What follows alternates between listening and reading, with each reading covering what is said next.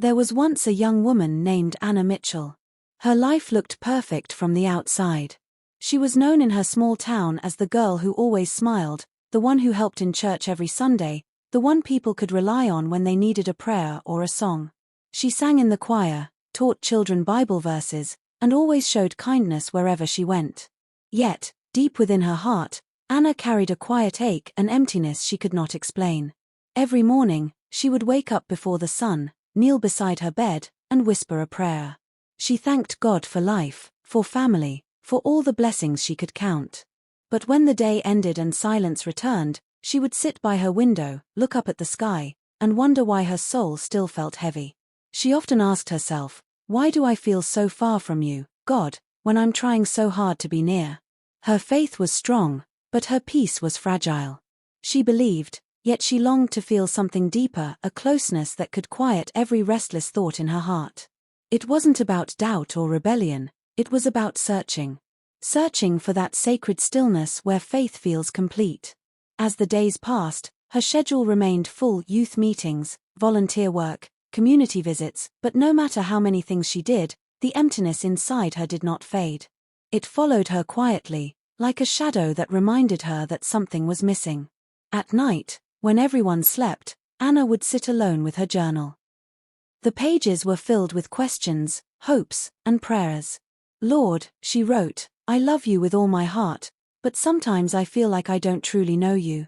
I want to understand you more. I want to know what it means to walk in your truth completely. Please, guide me." She didn't know that these simple words, written with sincerity, would one day change her life.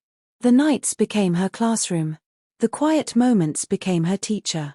She started reading books, not only about her faith but also about how people around the world worshipped God. She wanted to see the ways others spoke to the Creator, how they expressed love, how they found meaning. It was curiosity, not confusion. It was longing, not rebellion. Sometimes, she would sit with her friends after choir practice and listen to them talk about their lives. They laughed easily, spoke of their plans, and shared stories about blessings and miracles. Anna smiled with them, but inside, she felt distant. Not because she didn't believe in miracles, but because she wanted to feel one within herself, a peace that did not depend on circumstances. One evening, while walking home after choir rehearsal, she stopped near a quiet park. The moonlight rested gently on the grass, and a cool wind brushed against her face. She looked up at the stars and whispered, "God, are you there? Do you hear me? I just want to know you. Not from what others say, not from what I've been told to believe, but from what you show me yourself." Tears filled her eyes. It was not sadness, it was surrender. In the days that followed, Anna began spending more time alone in reflection. She noticed how the world seemed full of noise, phones ringing, people rushing, voices talking, but very few moments of silence where the heart could listen. She realized that perhaps peace was not something found outside, but within. Still, she couldn't help but feel that something greater was calling her, a gentle pull towards a truth she couldn't name yet. She began to read about different faiths, not to change who she was, but to understand how others found peace with the same God she was seeking. She read quietly, late into the night. Her curiosity was simple. Why do some people seem so calm when they speak about God? What do they know that I don't? There were moments she felt guilty for even wondering. She would close the book and whisper, "I hope you don't think I'm lost, Lord. I'm only trying to understand you better." And in her heart, she would feel a small reassurance, like a whisper telling her, "Keep seeking." The truth never hides from a sincere heart. Each night, she wrote again in her journal, her words growing more honest with every page. "I don't want to just live a life of belief, I want to live a life of peace," she wrote. "I want to wake up each morning and feel you near me. I want to walk in truth, not just talk about it. I want to love you in the way you want to be loved." Sometimes, she cried as she wrote. Other times, she simply sat still, staring at the candlelight flickering beside her. That soft glow reminded her that light always finds a way to shine, even in stillness. Weeks passed. Nothing dramatic happened, no visions, no voices, no sudden answers, but something gentle began to change inside her. She started noticing the beauty in small things, the sound of birds in the morning, the laughter of children, the warmth of sunlight through her window.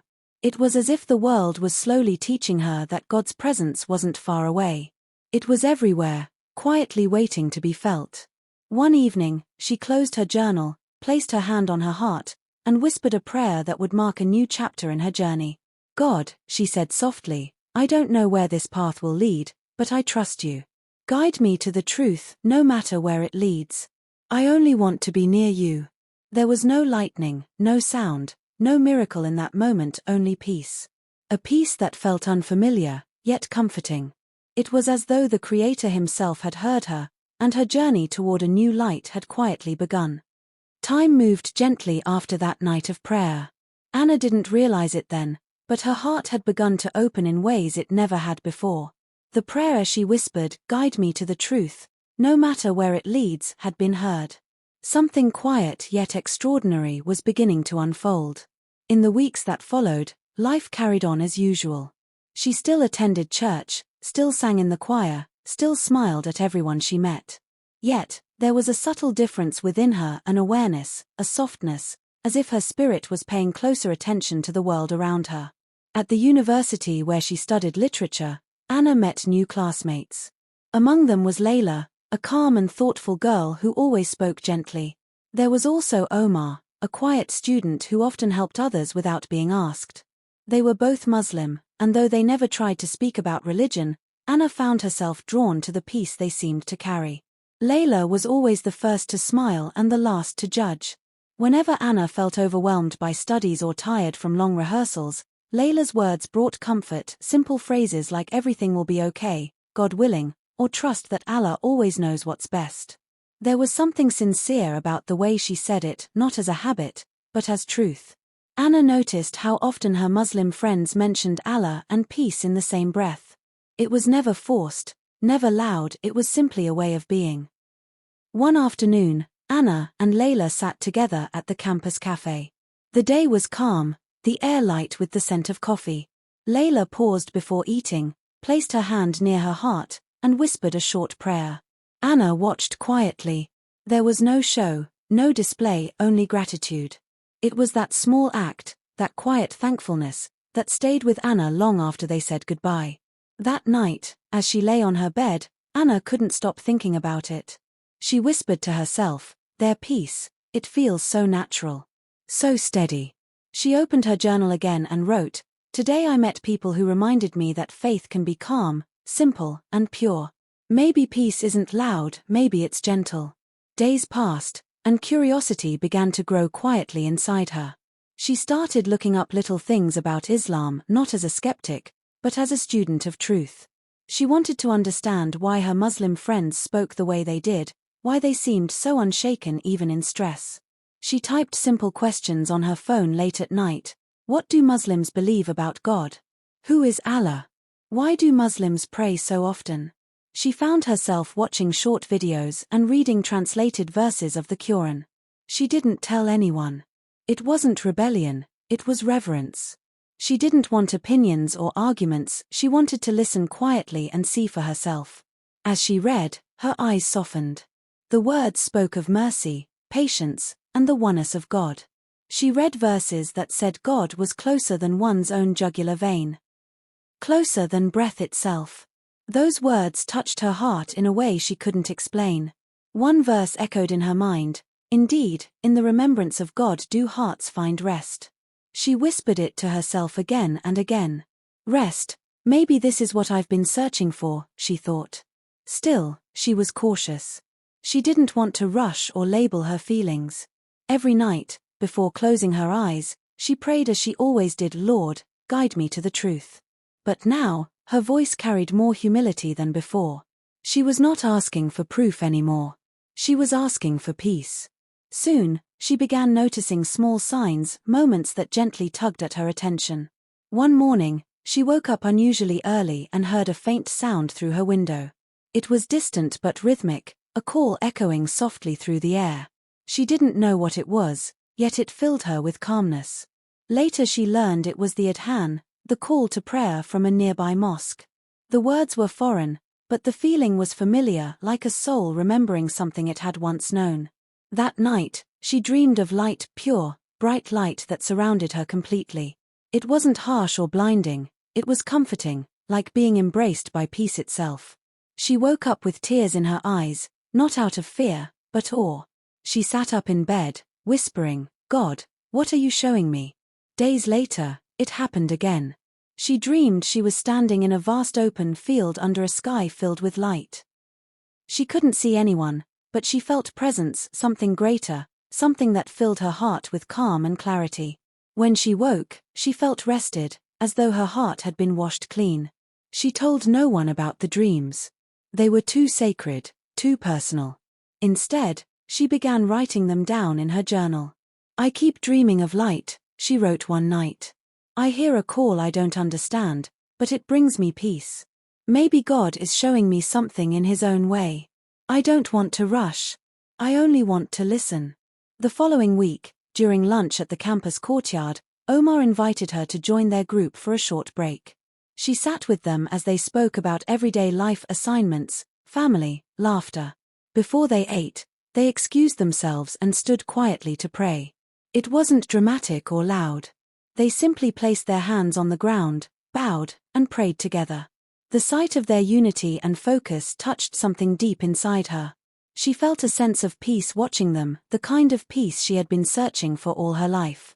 When she went home that evening, her heart was full of thoughts she couldn't shake off. She opened her journal again and wrote, "I wasn't looking to change my faith. I was looking to understand." That sentence stayed in her mind like a melody. She wasn't chasing a new religion, she was following the whispers of her heart. The more she read, the more she saw the common thread. The belief in one God, the love for all prophets, the message of mercy and submission. One night, after hours of quiet reflection, she sat by her window once more. The stars sparkled in silence, and the wind moved softly through the trees.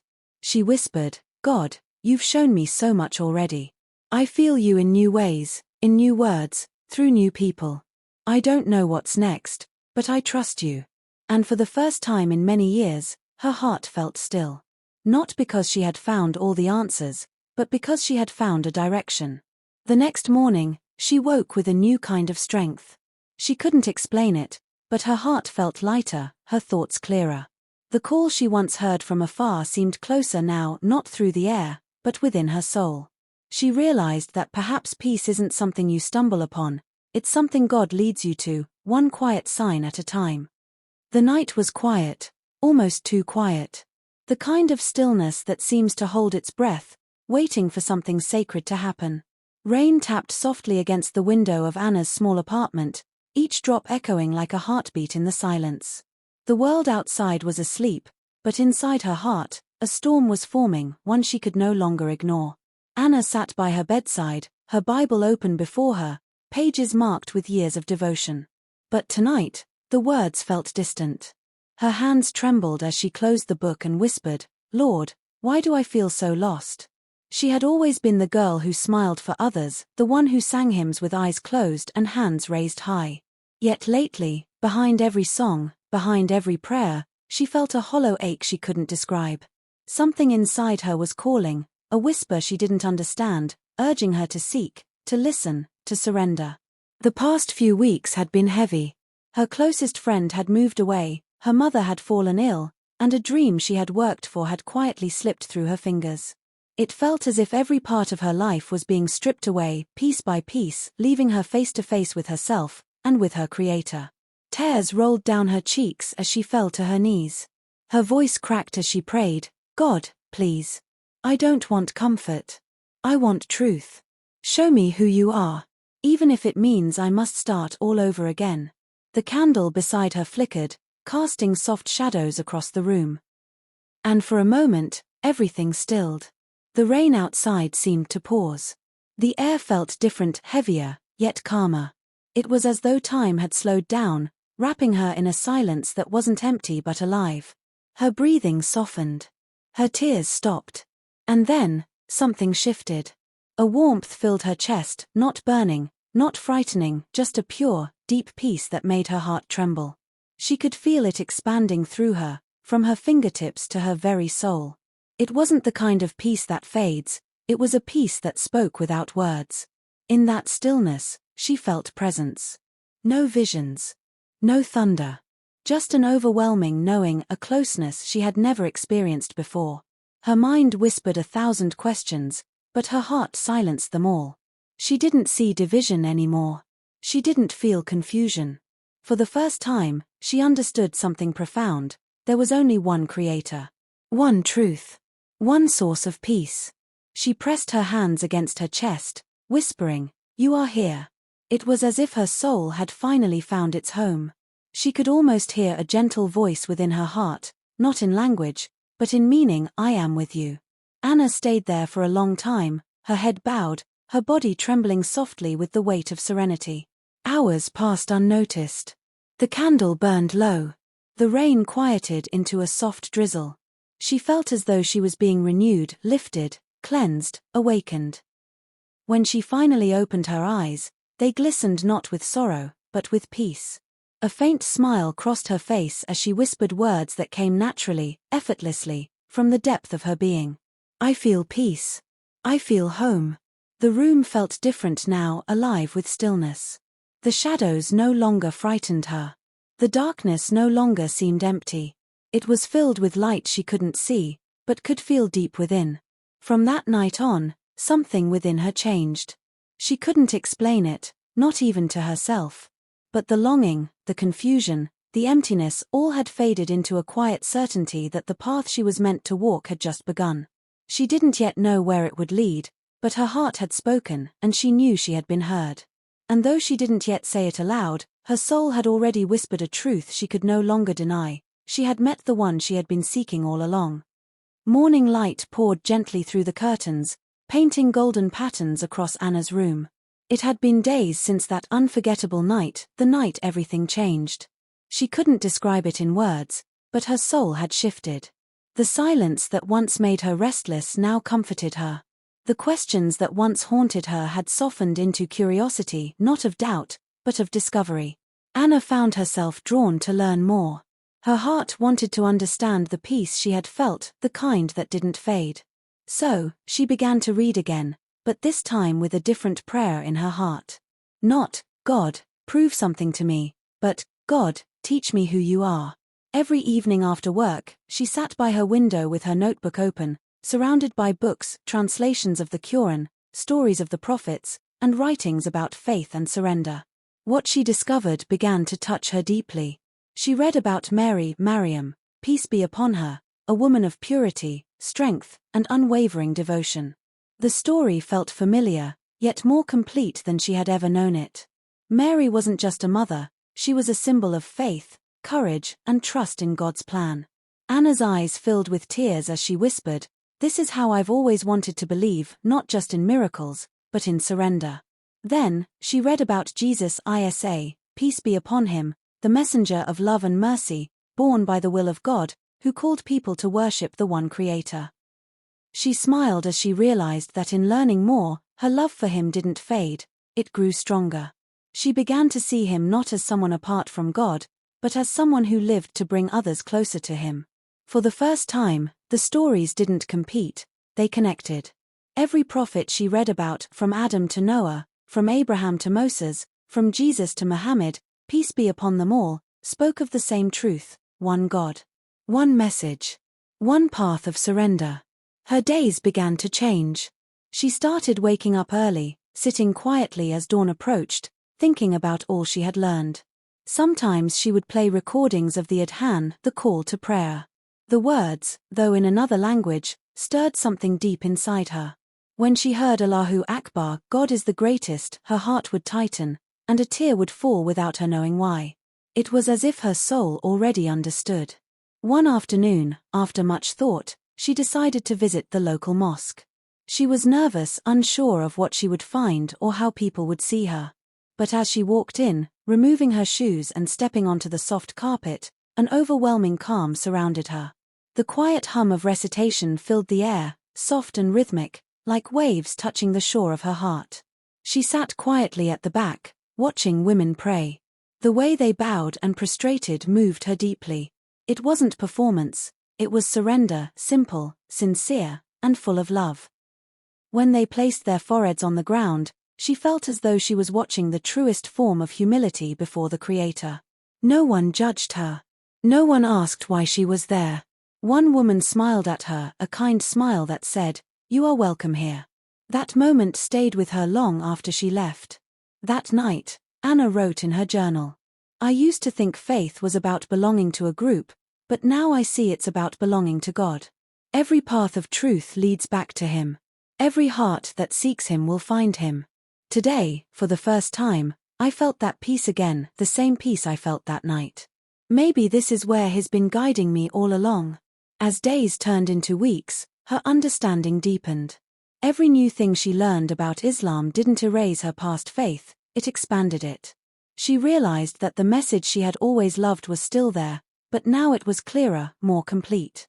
When she heard the adhan again, this time echoing softly through the evening air near her apartment, she closed her eyes and listened.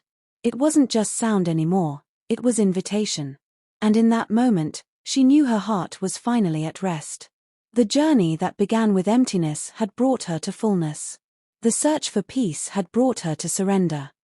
The morning air was still, quiet, and filled with that kind of peace that only comes after a long journey of searching.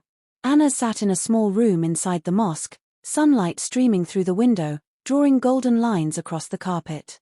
In front of her sat a woman she had grown close to over the past weeks, a kind soul named Amina. Their friendship had been built on patience, kindness, and honest conversations about faith, life, and the meaning of surrender.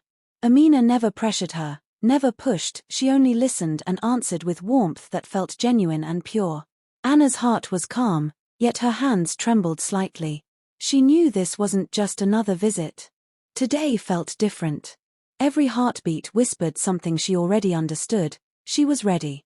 Ready not just to believe, but to commit, to stand before God with all her heart and say, "I believe in you as you are."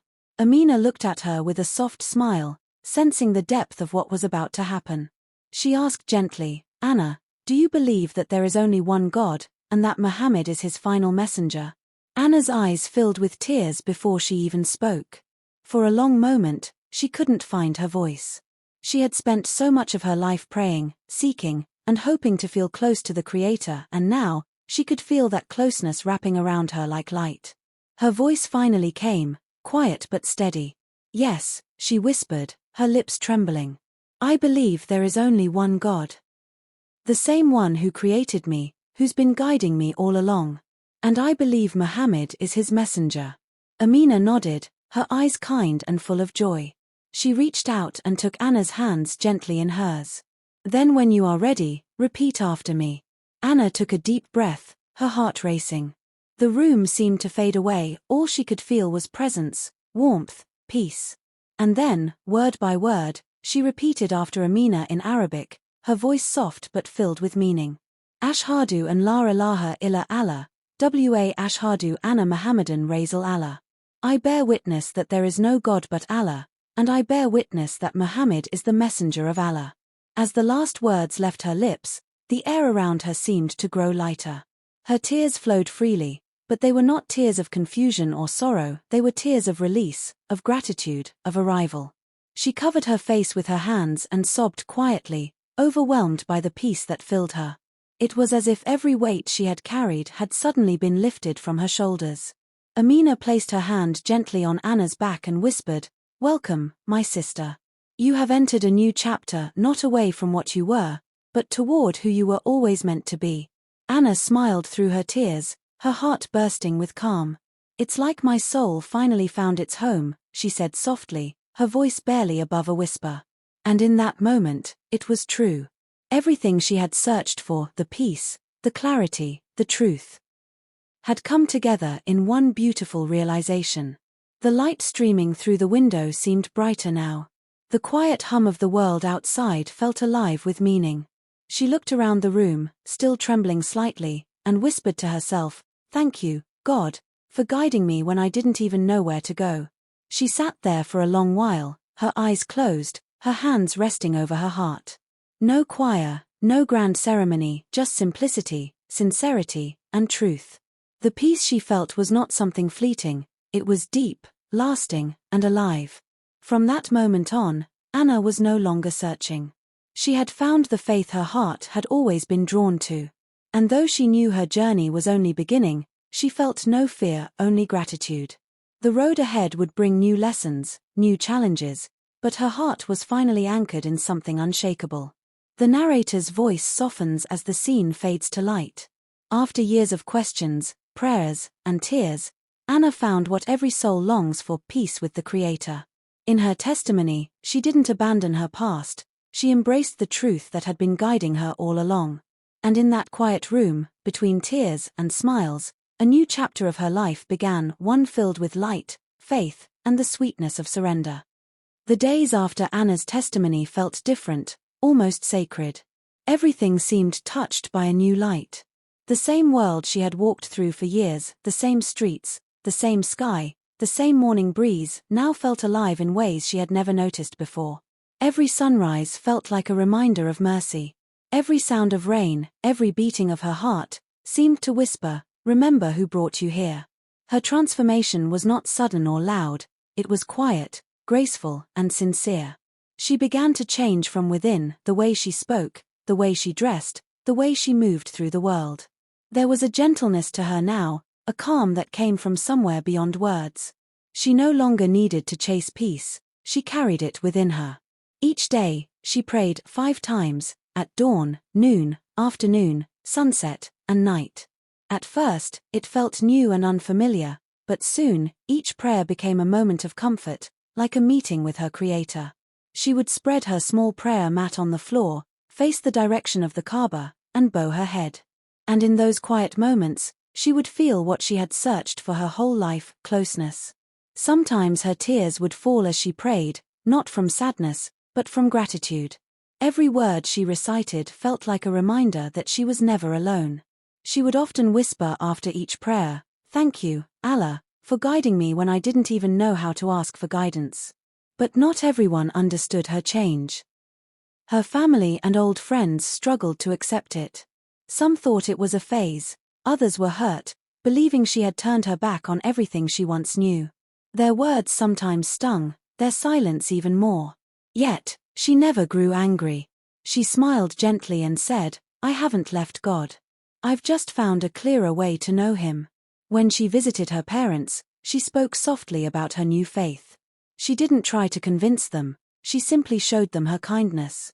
She helped her mother in the kitchen, listened to her father talk about his day, and always ended her visits with hugs and prayers in her heart for them. Even when tears welled up in her mother's eyes, Anna whispered, "Don't worry, Mama. My love for you has not changed, it's only grown deeper." Over time, they began to see it too, that she was calmer now, more patient, more loving. Her smile had changed, it came from a place of peace, not performance. The same girl who once worried about everything now carried a serenity that was impossible to miss. Anna also began to give more of herself to others.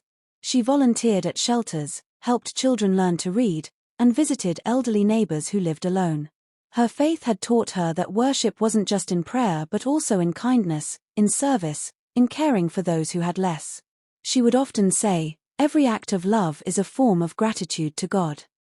In one scene, she walks through a park, holding grocery bags for an old woman, smiling as she listens to her stories.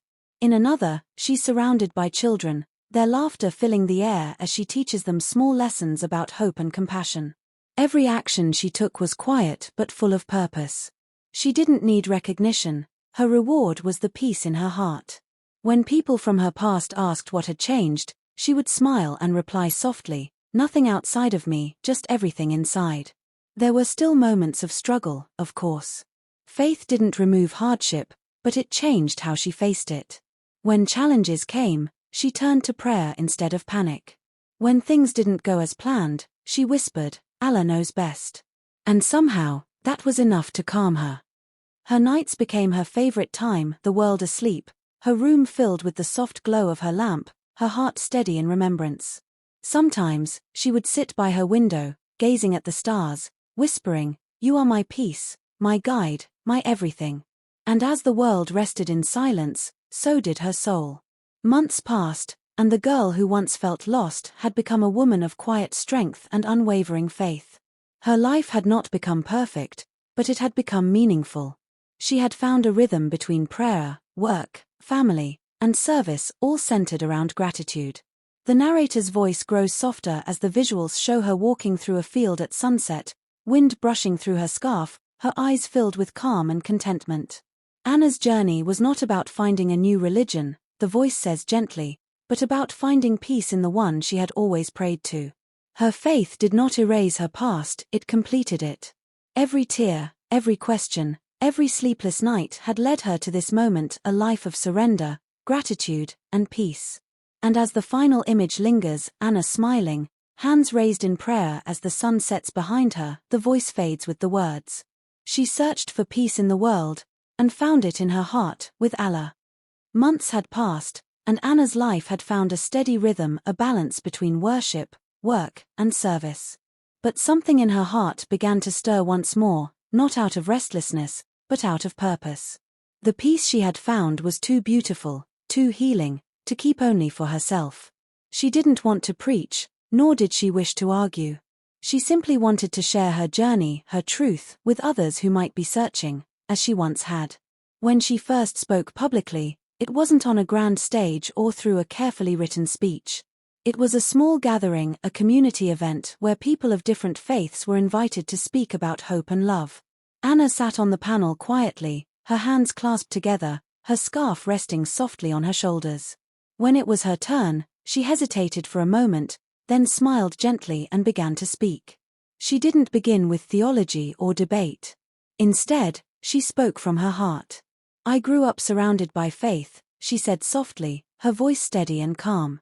"I loved God with all my heart, but for a long time, I felt like I was searching for Him through walls I didn't understand.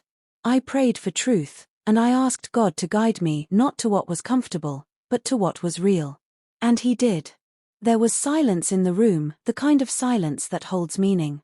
She continued, "My journey to Islam wasn't about rejecting what I had. It was about completing it. I didn't stop loving Jesus. In fact, I love Him even more now. As a messenger of God, as a man of peace, as a light sent to guide people. My faith taught me that every messenger, from Adam to Muhammad, peace be upon them all, came with the same message: to love God, to serve others, to live with mercy." Her words were gentle, yet powerful.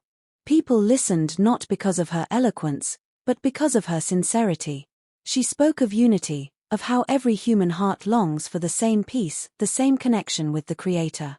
"We build walls around faith," she said, "but God never built them.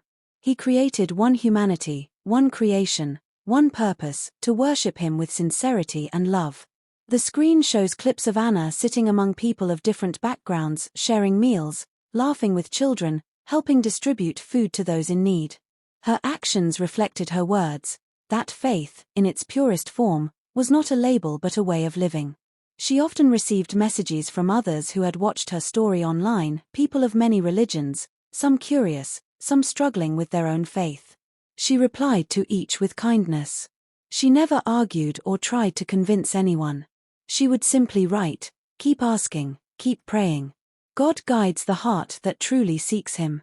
Her voice appears again, calm and full of light.